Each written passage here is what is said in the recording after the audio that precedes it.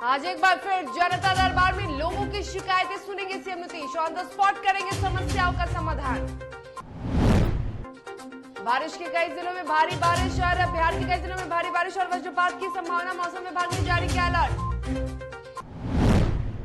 चतरा में वन प्रमंडल की टीम ने की बड़ी कार्रवाई, वन भूमि व अफीम खेती करने वाले 2 तस्करों को किया गिरफ्तार। 3 दिवसीय यात्रा पर गोवा पहुंचे राष्ट्रपति रामनाथ कोविंद आज नौसेना के कार्यक्रम में हिस्सा लेंगे।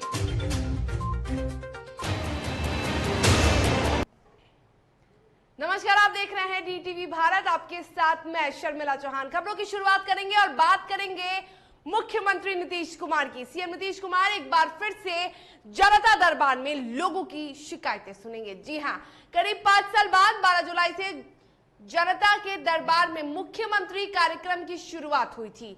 कोरोना महामारी के कारण इस बार खास एहतियात भी बरते जा रहे हैं। मुख्यमंत्री नीतीश कुमार आज गृह विभाग, राजस्व और भूमि सुधार विभाग, मद्य निषेध, उत्पाद एवं निबंधन विभाग, निगरानी विभाग, खान भूतत्व विभाग और सामान्य प्रशासन विभाग से संबंधित शिकायतें सुनेंगे और उसका ऑन द स्पॉट समाधान भी करेंगे। आपको बता दें कि जनता दरबार का कार्यक्रम 11 बजे से शुरू होगा।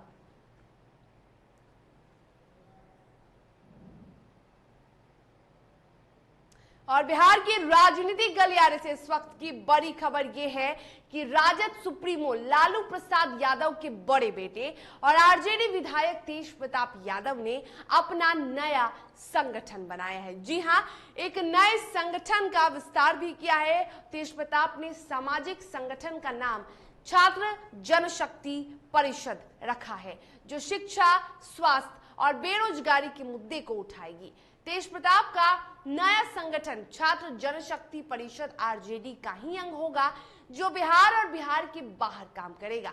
अपने नए संगठन का ऐलान करते हुए तेज प्रताप ने कहा कि आरजेडी को मजबूत बनाना ही छात्र जनशक्ति परिषद का उद्देश्य है। वही हमारा मुद्दा है, सामाजिक न्याय का। कोई पॉलिटिकल एक्टिविटीज नहीं होगी। इसमें पॉलिटिकल एक्टिविटी क्या है?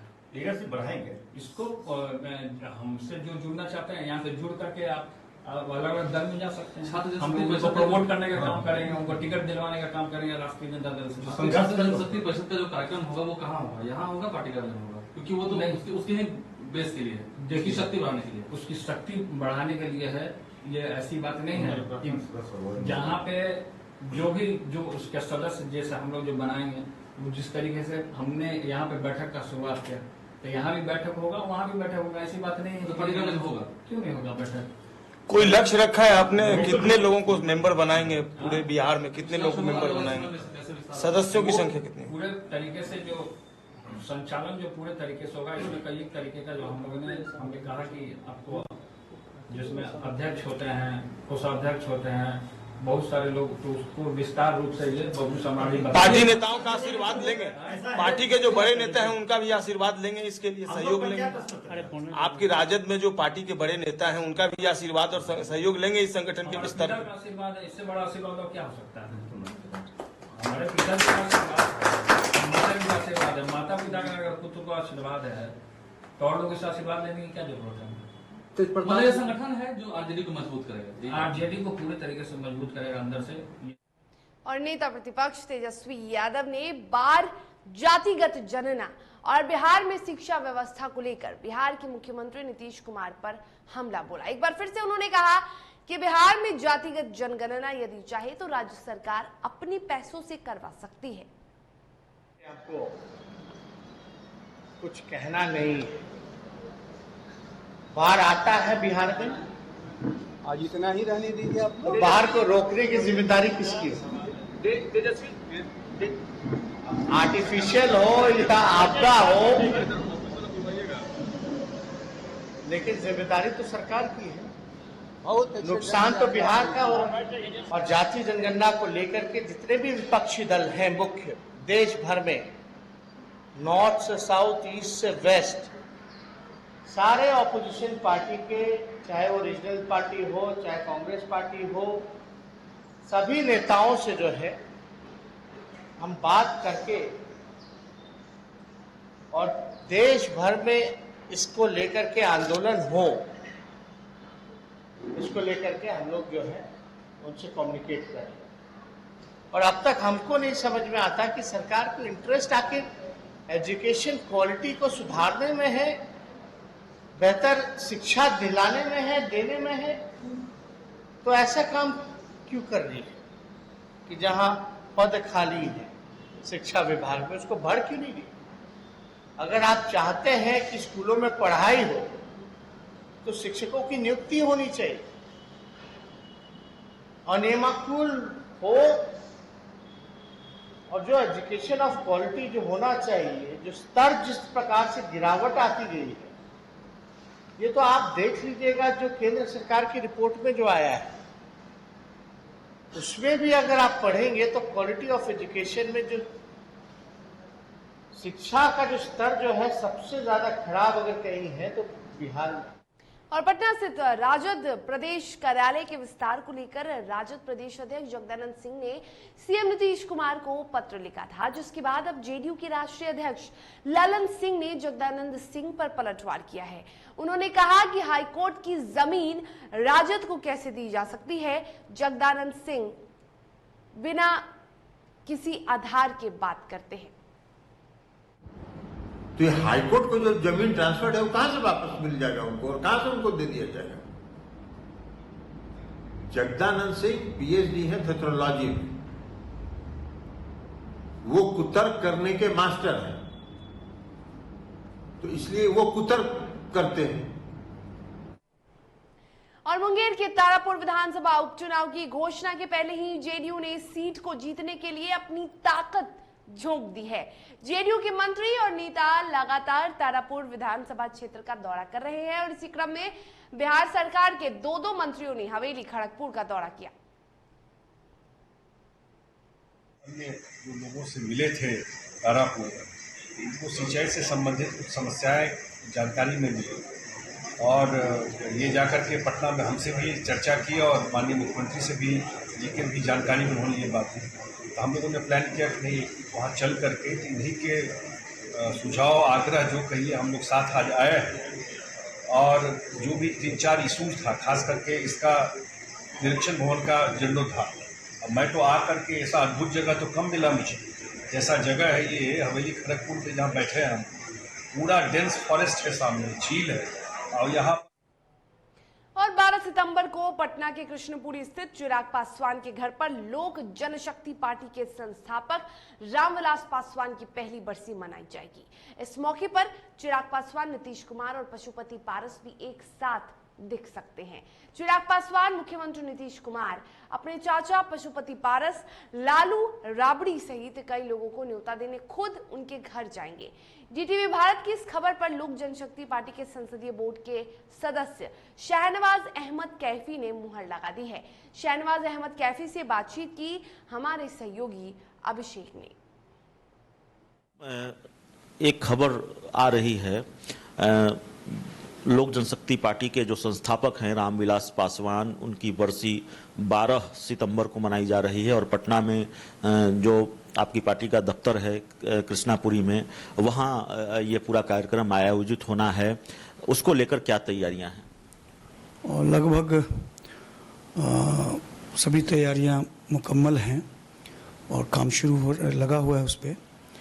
और हम लोग मन तो सबका दुखी है, हर कार्यकर्ताओं का, हमारे आदर्श और बिहार के दलितों शोषितों, बल्कि संपूर्ण देश में दलितों शोषितों पिछड़ों अकलियतों की आवाज़, उनकी पहली बरसी है, तो पूरे देश की निगाह है। और हम उम्मीद करते हैं कि संपूर्ण देश में जितने उनके चाहने वाले हैं हम उन तक निमंत्रण भेज सकें, उनको बुला सकें, ताकि उस दिन उस कार्यक्रम में सब लोग शामिल हों।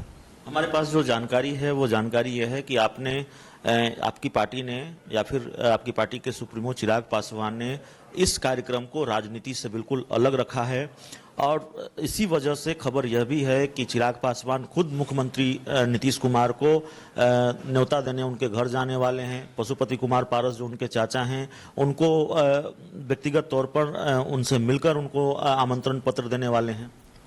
यकीनी तौर पर रामविलास पासवान तो किसी पार्टी के सिर्फ नेता नहीं थे, और आदरणीय चिराग जी ने जब हम लोगों की आपस में बातचीत हो रही थी तो उनको जो एक पुत्र को जो होना था, उन्होंने कहा कि हम खुद जाएंगे, मुख्यमंत्री के यहाँ भी जाएंगे, गवर्नर साहब के यहाँ भी जाएंगे और यकीनी तौर पर पार्टी के हम लोग लालू जी राबड़ी देवी से भी मिलने का प्रयास करेंगे, जाएंगे उनको निमंत्रण देने। तो हम इस कार्यक्रम को दल से अलग हटके पशुपति कुमार पारस से भी जाएंगे, यकीनी तौर पर तो हमको नहीं लगता है कि, और हमारे नेता का दिल इतना बड़ा है और ये हो क्यों ना रामविलास पासवान के सुपुत्र और काबिल सुपुत्र। एक ये होता है ना कि भाई एक आदमी है जो है संघर्ष कर रहा है, तो यहाँ ये है कि उनकी सोच बड़ी पॉजिटिव रही है समाज के बारे में। आप कभी भी देखिएगा, आज तो ये एक बड़ा आयोजन है, पारिवारिक आयोजन है, इससे अलग हट के भी आप आदरणीय चिराग जी से बात करिएगा तो कहीं पर आपको फील नहीं होगा कि किसी एक जात की तरफ झुका हुआ ये आदमी है, किसी एक जमात की तरफ झुका हुआ आदमी है। ये सबको लेके चलने वाली बात जो रामविलास जी करते थे। मैं उस घर में दिया जलाने चला हूँ जहाँ सदियों से अंधेरा था, और हमारे नेता कहते हैं सबकी बात सबके साथ, मतलब एक जमात की बात हमेशा आदरणीय चिराग जी करते हैं। तो ये इस कार्यक्रम में दिखना तो लाजमी था क्योंकि विचार ही ऐसा है। अब एक आदमी होता है जो विचार से बड़ा अंदर से क्रूर होता है, मन में कुछ है, करना कुछ है, इस टाइप की सोच आदरणीय चिराग जी की नहीं।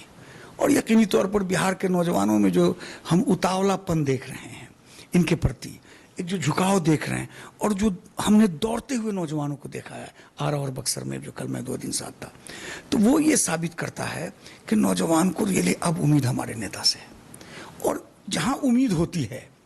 और ब्रेक के बाद एक बार फिर से आप सभी का स्वागत है। खबरों में आगे बढ़ेंगे। खबर पटना सिटी से, जहां पूर्व मंत्री रामदेव महतो की 14वीं पुण्यतिथि मनाई गई और इस अवसर पर कई नेता मौजूद रहे। बिहार के पूर्व मंत्री नंदकिशोर यादव, विधायक निशा सिन्हा, मेयर सीता साहू के साथ कई नेताओं ने स्वर्गीय रामदेव महतो के चित्र पर माल्यार्पण अर्पण कर श्रद्धांजलि अर्पित की। और इस समारोह में बिहार लोक सेवा आयोग में चयनित पटना सिटी के अभ्यर्थियों को सम्मानित किया गया। बता दें, पूर्व मंत्री नंदकिशोर यादव ने बताया कि स्वर्गीय रामदेव महतो का आदर्श जीवन सभी के लिए प्रेरणा स्रोत है।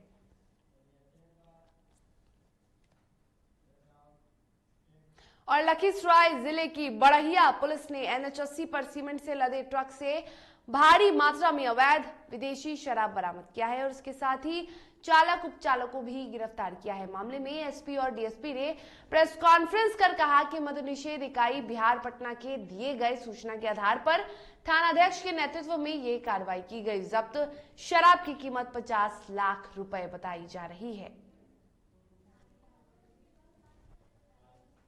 बनाकर हम लोगों ने जब जांच करवाना स्टार्ट किया, इस ट्रक में जब ट्रक को रोक के जांच किया गया तो ट्रक में लगभग 200 बोरा, सामने से 200 बोरा जो है सीमेंट लदा हुआ था। जब उसको अनलोड करवाया गया तो उसमें लगभग 483 कार्टन जो है विदेशी शराब, जो कि लगभग 4280 लीटर के आसपास होता है, वो बरामद हुआ है। और जहानाबाद में अपराधियों ने लूट के दौरान एक युवक को गोली मार दी। आनन फानन में घायल युवक को इलाज के लिए सदर अस्पताल में भर्ती कराया गया। घटना जिले के घोसी मार्ग के कड़रुआ पुल के पास की है, जहां रविवार की देर शाम अपराधियों ने बाइक लूटने की नियत से एक युवक को गोली मारकर जख्मी कर दिया। वहीं घटना के बाद पुलिस ने सदर अस्पताल में पहुंचकर मामले की जांच शुरू कर दी है। गौतम फोन किया कि भैया सदर हॉस्पिटल आइए, जो नीतीश को कररुआ पुल के आसपास गोली लग गया था। अच्छा, कि आप डॉक्टर साहब आए, थाना में इंफॉर्मेशन की भैया थोड़ा वहाँ पहुँचिए, विधि व्यवस्था। कहाँ जा रहे थे? घर से आ रहा था, भाखरा से जहानाबाद आ रहा था, गांधी मैदान में रहता है। क्या स्थिति है? अभी तो स्थिति ठीक लग रहा है। आप देखिए, रोहतास के चिनारी में एफएससी के द्वारा खराब चावल दिए जाने के कारण डीलरों ने चावल लेने से इनकार कर दिया। इतना ही नहीं, डीलरों और गोदाम प्रबंधक के बीच काफी नोकझोंक भी हुई। काफी हंगामे के बाद खराब चावल को ट्रक पर लोड करके लौटा दिया गया।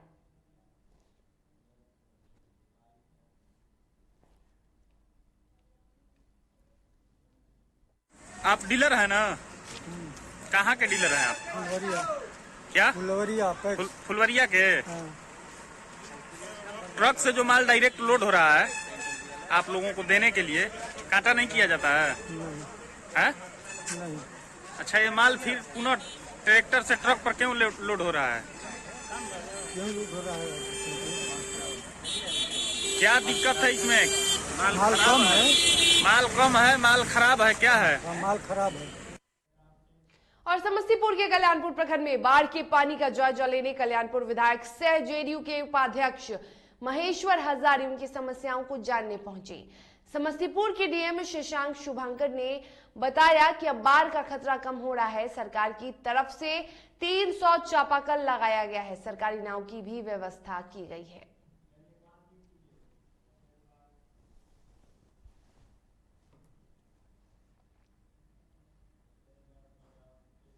और बिहार के कई जिलों में आज गरज के साथ बारिश की संभावना है। मौसम विभाग के अनुसार कई जिलों में वज्रपात की भी संभावना जताई गई है और इसलिए कई जिलों को अलर्ट जारी किया गया है।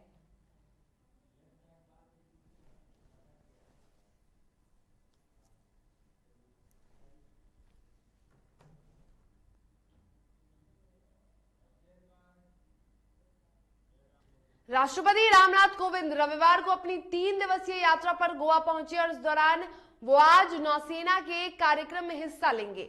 रविवार दोपहर राष्ट्रपति का विमान डाबोलिम हवाई अड्डे पर पहुंचा, जहां उन्हें हेलीकॉप्टर से बम्बोलिम हेलीपैड ले जाया गया।